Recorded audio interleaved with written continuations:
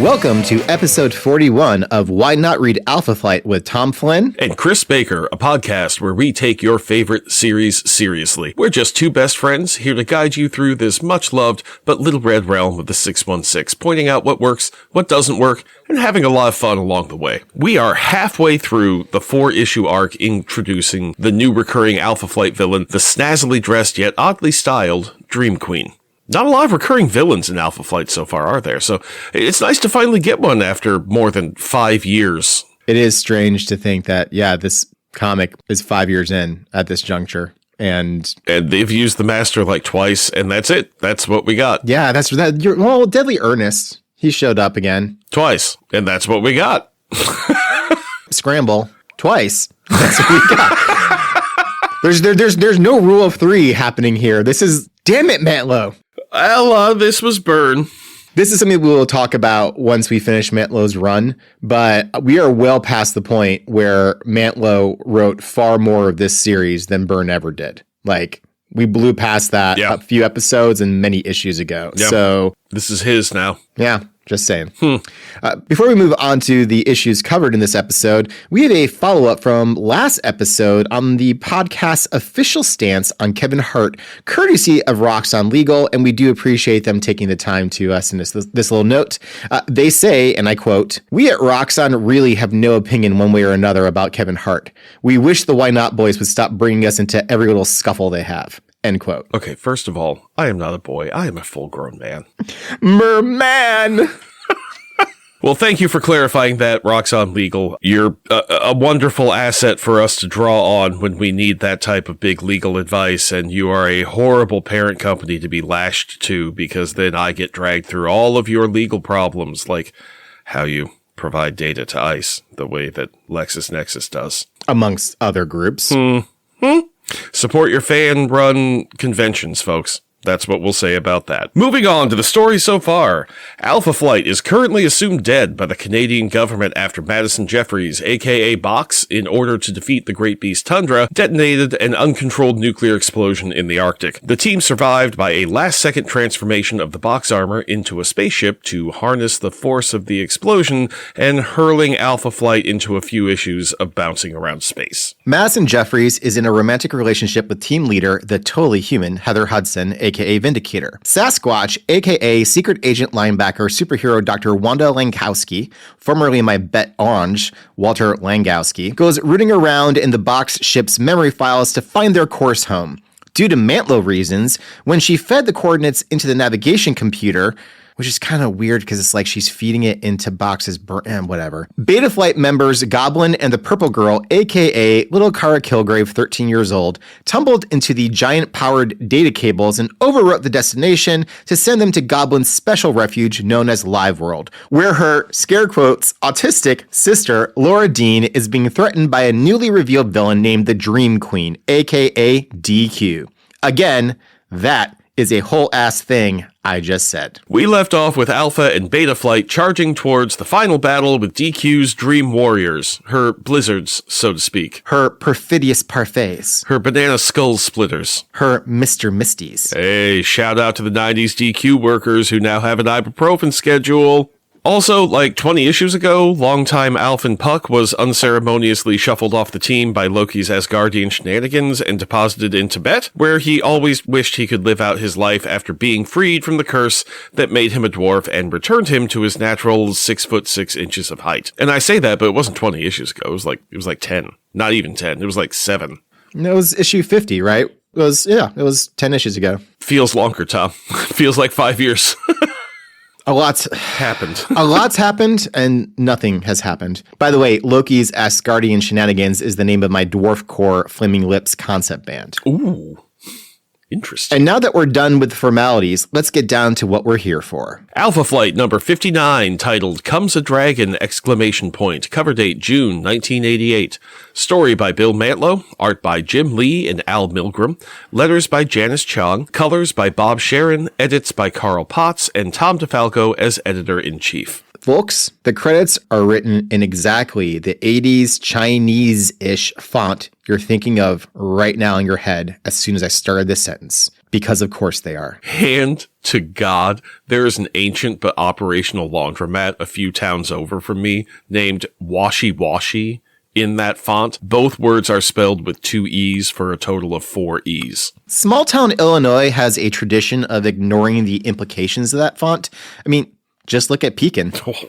On the cover, a giant, and I mean giant, green Chinese-style dragon is about to swallow old Puck with text boxes saying, "Puck's back, but for how long?" Also, when Chris said old Puck here, it's not like, oh, our good old friend Puck. It's like, no, we call him, he's old Puck now. He's not Puck.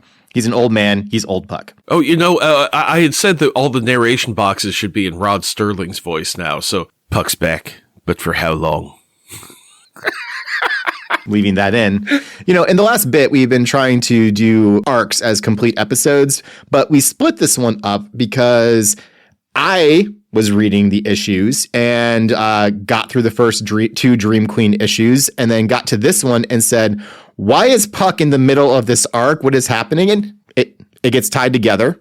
Sort of. But it's really kind of weird and disruptive. Yeah. So, I thought we would be wrapping up the Dream Queen story in this issue, but nope. It's an almost standalone issue of old Puck fucking up and heavy-handed commentary on communist China in 1988 before then inserting Puck back into Alpha Flight's narrative. That's probably as good a summary as we can deliver here. This issue is kind of disappointing. I feel like if we dig into it too far, it's going to get ugly. So we're going to skim the high points and get back to that fat-free DQ deliciousness we've been working on. Is that actually... You worked there. Is that actually a thing? Is it fat free? Yeah. Really? It's like 99% or something like that. How? Well, what they sell is not called ice cream or soft serve. It is instead known by its trademark name, which is Dairy Queen. It is technically an ice milk. So It doesn't have the cream for the fat content. That's why Culver's is so much better, because it's custard with the cream and the eggs. But yeah, Dairy Queen is technically ice milk. It's like the cheap stuff you get at the grocery store that's called like frozen dairy confection or something. Dear God. Oh, it's so cheap, Tom. I'm not knocking people's need for it. If you need to poop, it's also very helpful. Oh, God. I'm more knocking the fact there's an entire chain predicated on this. Oh, yeah. Well, that's where the money is, right? I guess the Dream Queen has the skin tone of Dairy Queen, so it would kind of be... Stop. Wait. On second thought, let me get one of those 96-ounce cans of hot fudge. So, okay. Now, go on. I hate everything about the last minute. The book opens on old Puck in full adventurer gear, including his nifty jacket with the same giant P on it as his unitard. Dude, why is he calling himself Puck when he's not a dwarf or like in that superhero role anymore? It's not like he went around calling himself Puck when he was just an adventurer. I don't know. Maybe he did. He was Giant Judd. Oh, you're right. He was Giant Judd. I mean, I guess he's been Puck longer than he was ever Giant Judd. We should be calling him Giant Judd, not old Puck, I guess. Anyway, but counterpoint. Imagine the power of his spin kicks with his height right now. See, I'm going to dispute that a little bit because I got the impression that, like, yeah, he was compressed, but he was also denser. So his spin kicks probably, like, he probably kicked like a mule, like, with that sort of... Oh, absolutely. Composition and skill and technique. But yeah, no, I mean, look, they're... Yeah, now that he doesn't have that, he has the leverage and the long limbs to really get that centripetal force going on his foot to just knock the stuffing out of bitches. Well, right. I mean, so for instance, there was a kickboxer named Semi Schilt. He fought in K1. He fought in lots of different things. Did the UFC a little bit, but my dude's 6'11", and it's like fighting Dalsim from Street Fighter. Well, so no shit, because he was a black belt in Kyokushin karate. He was a good kickboxer all around. But what he really did well was he would do a front snap kick, almost like not quite like the teep in Muay Thai that is like a jab, but because he's so tall and his legs are so long, what he's usually more like a kind of push you away range finding thing knocks people out because it's like a whip cracking against your jaw. It was wild. Like you see these 6'5" guys, a little bit stockier, a little bit like more built than Semi, and Semi would just sort of throw out this kick that like seems like nothing, and then dude just crumples to the ground. So lifts off the ground and collapses. There is a point here to Giant Judd, old Puck, being able to really, really do some damage at that size. You know, I bet it would be hard for him to have to readapt to that type of fighting style after having spent it was a long time as Puck, right? 50 plus years. Yeah. Like, I mean, that's how he's learned how to do it. And also, now that he's got an old man's body on top of that, like, just saying.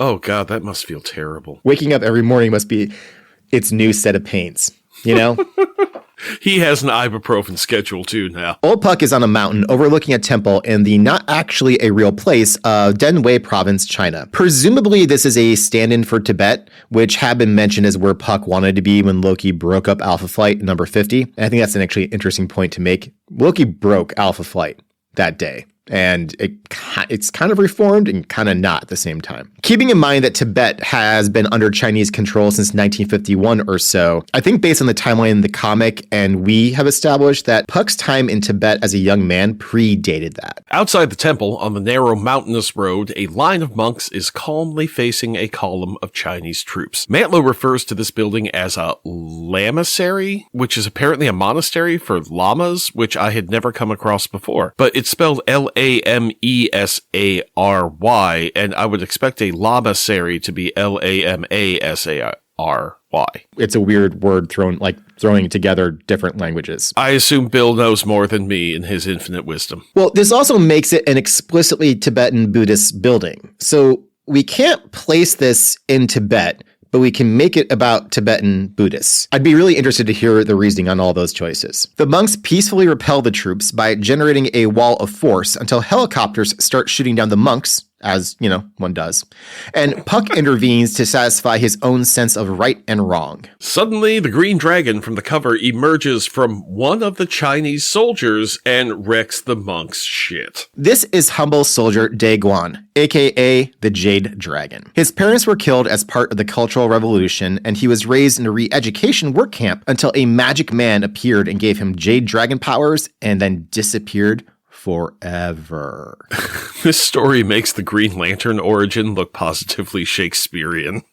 Hope you like Jade Dragon, listeners. He's going to be in the next several episodes. Not issues, episodes.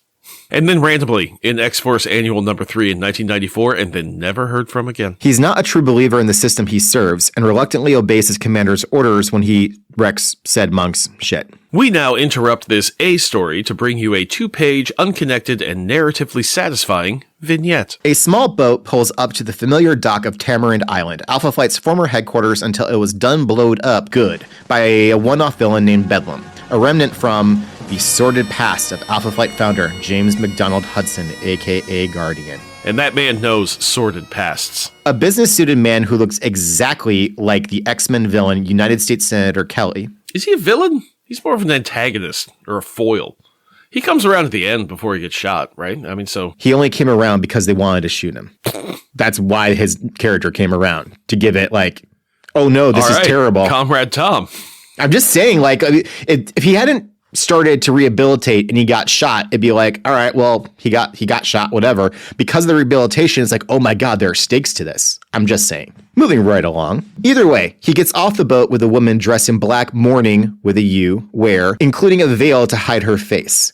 They discuss that all this beautiful prime real estate can be hers since her husband died intestate, which we are told means without a will, because this is a book ostensibly for kids. Their real estate scheme is interrupted by the sudden appearance of a dozen men with guns demanding to know their business on, quote, property claimed by the government of Canada as a base for Alpha Flight. The lawyer, God, it's amazing. Lawyer goes full on lawyer peacocking as only an estate planner lawyer can when trying to maximize a lifelong contract, and identifies himself as the executor of the estate of Walter Lankowski, and the mystery woman removes her veil to reveal herself as Veronica Lankowski, who looks exactly like Katharine Hepburn. I don't know about the Katharine Hepburn part. I see it, but it absolutely establishes that old Walt had a type. He likes his blue-eyed brunettes. Very much so. It seems that the Canadian government did not, in fact, eminent domain Tamarind Island and just spent $1 billion fixing up Walt's decrepit family home for Alpha Flight and maintained no legal right to it. Tom, any reactions to that? I guess 2 points. One, I would say that this is shocking that they would not have any sense of who something goes to after a person's death, but this is one of the least of the fuck ups that this particular branch of the Canadian government has committed. Well, I don't think they would have spent that money to fix up the decrepit family home of North Star or Dr. Michael fucking Two Youngman either. You know? Well, they only did it for Walt. I don't think they even did it for Walt. I mean, look, if North Star, if the Beaubier family had like a family manse somewhere in like Quebec that was the base for Alpha Flight, then yeah, I think they might actually do it. They wouldn't do anything for Michael because of who and what Michael is. Correct. I'm saying they wouldn't have done the same thing for North Star because of who and what North Star is. They only did it for Walt because of who and what Walt is. Hey, look, whiteness is a construct. They'll apply it to whoever they want to apply it to. Oh, well played. My second point is that this all made tons of sense, the whole Tamarind Island thing and whatnot. And now Bill needs to write in Veronica, so this is how he does it. Like, it's just like, fuck it. Let's just do it this way. We're doing it live! Yes, that's what the Bill Mantlo run feels like. It feels like Bill O'Reilly yelling, fuck it, we'll do it live, and just first drafts of every story for years. But after all this time in space and running around to the New Life Clinic and whatnot, this kind of reminder of the real world is actually kind of refreshing in this vignette, Tom. This is one of the things that we remarked upon in Burns' run, and also at times in Matlow's when he's done it. But the grounding in the real world really kind of gives a particular flavor to Alpha Flight that you don't always get with other Marvel super teams. And it's helpful. I don't know. I think it's interesting that those elements play such a role in making this team what it is. And yeah, it's nice to see something like that. Yeah, it's not Washington, D.C. It's not New York. It's not Fairfax, Virginia over and over again. Yep. You know, it's something new, different, and yet still real. Back in the A story, Puck breaks into the temple to talk philosophy and life with the High Llama. Chris has a note here that saying that we cannot use the scramble voice here to make it sound like a llama, as in the animal talking. But yeah. Meanwhile, the Jade Dragon arrives and fisticuffs ensue. Do dragons have fists to make cuffs with, Tom? Depends on the dragon. The Jade Dragon blasts fire at Puck. The High Llama takes the blast and dies. Jade Dragon is overcome with remorse, but only because he didn't know the High Llama was ready to ascend to a new plane anyway. He then turns on his commander and fights his former unit. Since the High Llama is heading out the mystical doorway, he gives Puck the option of hitching a ride to somewhere happier for him and shows him where his buds in Alpha Flight are, which, you might recall, means they are the opening moves of a war against the Dream Queen's Blizzard army. Blizzard with a capital B, there's no snow involved. I'm making a Dairy Queen joke. Moving on. This is where we get sued. Puck has a bunch of... Mantlo TM maudlin thoughts about his uselessness to the team and how Heather won't ever love him. But he ends up choosing to go help them out. The High Llama creates an explosive portal that drops the impending live world war, Puck, the Jade Dragon, and his commander all into the same place, much to the confusion of everyone, us included. Which leads us to Alpha Flight number 60, titled War! What is it good for? Cover date, July 1988. Bill Mantlo is writer. Jim Lee is penciler. Al Milgram is inker. Janice Chung is letterer. Bob Sharon is colorist. Mark McLaurin is soldier. I have no idea what that means, but it's there. Carl Potts is editor, and Tom DeFalco is Dragon in Chief. Good delivery. Thanks. It's worth noting here the credits are still in their separate area on the negative space page, as were last issues, but these are done with the name in a bold, lowercase serif font, while the job title is in a smaller all-caps sans serif font, making the names really pop, but letting the jobs also be very visible. It's a noticeable precursor to what we will see in the credits next issue that will become one of the iconic looks of Alpha Flight for a while. This sort of design choice, would that be something that Jim Lee would have provided? I know that he has, obviously, as the penciler, has a lot of discretion with how things play out and the pacing on the page and placement and paneling and all that. So I'm just curious if this is something that would come from him or if it was probably a larger editorial idea. I'm going to guess that it was probably coming from the letterer. Yeah. Like, or at least a combination of Jim and Janice here, of saying, hey, I got this idea. I think it looks really cool. And then they just keep developing it each month till they hit what works. I'll say this. Whoever is involved in this process, team effort, one person, whatever, it is bringing some style to this that really works for the book. I think between this and what we were talking about last episode with the whole sly commentary on what's going on, have you heard a spaceship scream, all that. If all of these elements had come together a little bit more and then kind of pushed forward, I think the book might have caught in a different way. Bill is a solid B- student. A lot of the stuff that you want to see there is there. It's just not executed as well as an A-, paper. But every issue is a B-. And there's only so much you can get. I joke about Alpha Flight a lot. You can't all be the A team. There's nothing wrong with being the B team. But the B team still needs to be written by an A-list writer. You know what I mean? You need to have A-level writing to make the B team really work. And we're just not getting it from Bill. But you know what? A B- is a perfectly acceptable level. It's way better than the 1.91 GPA Tucker Carlson had at our respective alma mater. Yeah, hey, man, we went to the same college as Tucker Carlson. And George Will, for those of you who are absolute nerds. And George Will. And I got to tell you, getting a 1.91, that requires more work than simply getting a C+. You have to try to get a 1.91 GPA. Yeah, this is a gentleman's C institution, if you know what I mean. So if you're getting less than that gentleman's C, it's because you're just not doing it. I got a gentleman's C in one class in college, but that was Kant, and you just couldn't. No. It was because there was a girl in the class and I wasn't paying attention. I fully acknowledge that. You just walked all over a really good joke. Unbelievable. Oh, I'm sorry. Fucking unbelievable. That wasn't a good joke, though. But I did walk all over your, and I'm using the term loosely here, joke. The first page opens with the leaders of Russia, America, and Canada all rushing to their intelligence screens to see satellite footage of troops massing on the Russia-Chinese border, only to suddenly be shown Alpha Flight, alive, and fighting some DQ-looking fetishists in the heart of, quote, Red China. This is shown with a great 2-page splash scene with the Canadian Prime Minister's lackeys going all mealy-mouthed on him. It's a great splash page because you have all the action up on this giant screen, but then you have all this government stuff that's framing it around, and it really helps to put into context that we're back here on Earth, and there are people who are watching over Alpha Flight, and oh yeah, hey, you remember how the government was on them? We're gonna remember it now. But those mealy-mouthed lackeys are great because they're just telling the Prime Minister whatever he wants to hear and whatever covers their ass, and they're not doing anything helpful. They are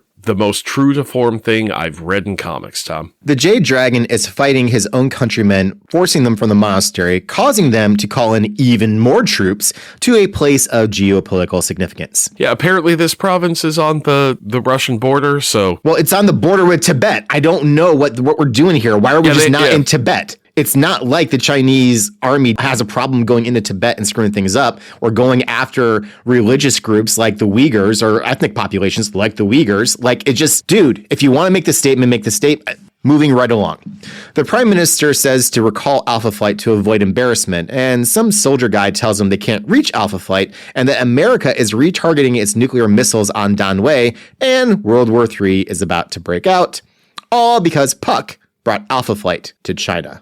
I like to think that soldier guy is the same soldier boy Puck tackled back in issue number 1.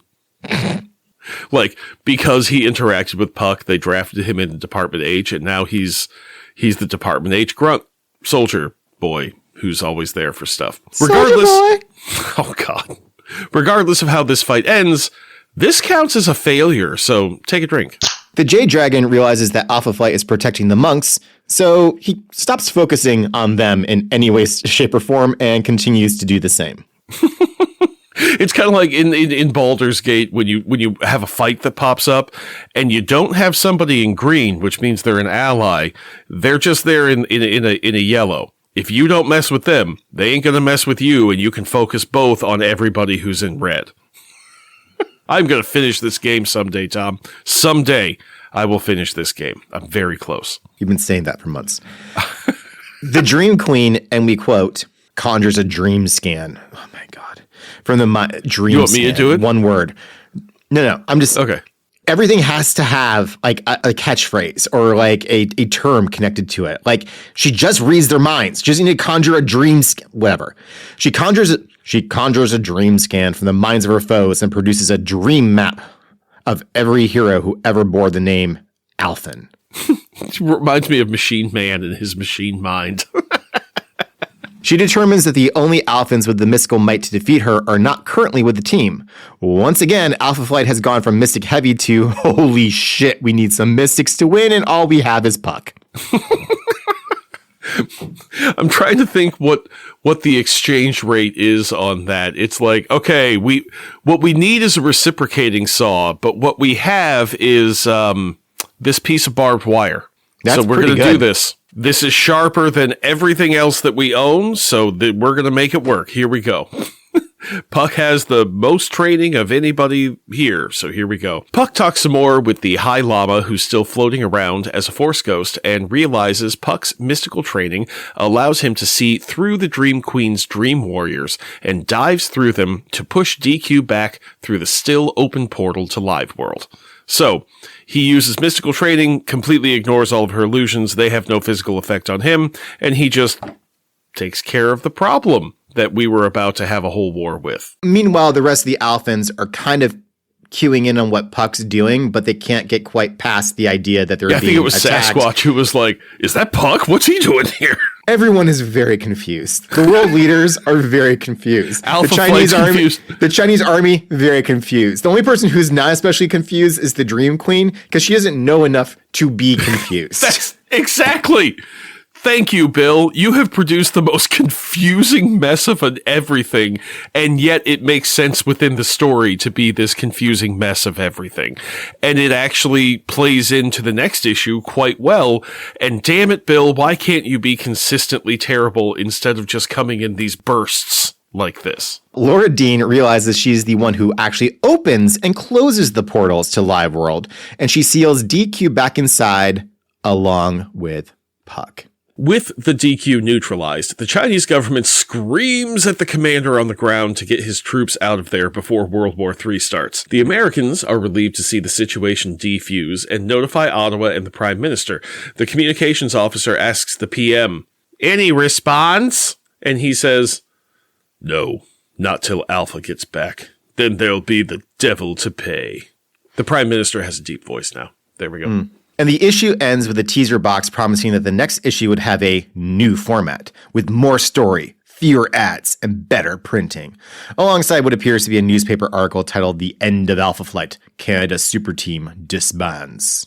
So yeah, that's a new turn. Once again, the art is really selling the kind of weak, confusing story here. But I guess the whole point is to make everybody confused, because that's what sets up the premise for, the next issue. The DQ here in the art is beautiful and threatening and silly all at the same time. Jim Lee deserves all the success that came to him for a while. The bureaucratic scenes really work under Lee's pencil. I mean, there's enough detail for it to be clear what kind of room that they're in. There are distinctions to the various rooms. It's not like settings. that random stock room from a video game that they were holding a trial for North Star in, where we have no idea where they are or why they're like barrels and ropes and shit. Yeah, it doesn't feel like a bottle episode, right? Where like it's just the same thing over and over. Well, I will say Alpha Flight is the opposite of a bottle episode. There is never the feeling of being bottled up in Alpha Flight. I don't know. I think Box as a spaceship was very much the bottle episode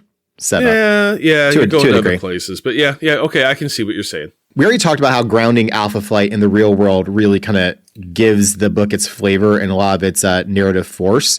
I wonder if those more grounded IRL stories are coming back online because the editors recognize that Jim Lee can really bring something to the book, that his skills can really do something, especially in that setting. Or maybe editorial demanded Bill get the team back on Earth because this space stuff was ill-focused and going nowhere. Hi folks, Tom from the future. Due to a variety of things, medical emergencies, illnesses, etc., we are going to have a nice short episode this week with these two issues. We recorded the next issue as well, and it's a really good issue, and we had a lot to say, But as you can probably hear from my voice, I'm not going to get that edited anytime this week for it to go up. So we chopped the episode up. You get issues 59 and 60 this week, and then issue 61 will drop next week, which actually helps to put our posting schedule of the second and fourth Mondays of the month back on track. So we appreciate y'all hanging in there with us. I'm going to go eat all of the cough drops in the land, and we will be back in your ears in 1 week's time. Take care. Why Not Read Alpha Flight is brought to you by listeners like you who subscribe to our Patreon, and by the Roxxon Energy Corporation, whose legal counsel would really like us to stop bringing them into everything. Parent corporation of the Excelsior Embroidery Company, turning thread into thunder where every piece is stitched with style, sarcasm, and just a dash of superhuman flair. This week we're featuring new Alpha Flight patches. We've got Vindicator, Jeffrey's Box, White Sasquatch, and the Purple Girl, and they all look great. You can see these and hundreds more designs at excelsiorembroidery.etsy.com, where listeners of Why Not can use the coupon code WN503 to get 50% off when you order any 3 items from the Etsy store. When company's coming over, bring out the good towels, Excelsior. Why Not Read Alpha Flight with Chris and Tom is recorded in Chicago, Illinois, and deep beneath stately Baker Manor in a fashionable neighborhood outside St. Louis. It is written by Chris Baker, edited by Tom Flynn, with additional voice work by Tom's age-appropriate daughter, not this episode, and cat noises courtesy of Teeny the Vocal Calico. Our theme song is O Canada by Five Iron Frenzy. New episodes are released, mostly, every other Monday at www.thewhynotpod.com and wherever you get your podcasts, where ratings and reviews are always welcome as a way to help our community grow. And we love hearing from our community. You can reach us on Blue Sky, Instagram, and by email at whynotehpod@gmail.com. That's whynotapod@gmail.com. Bye, y'all. See you next time.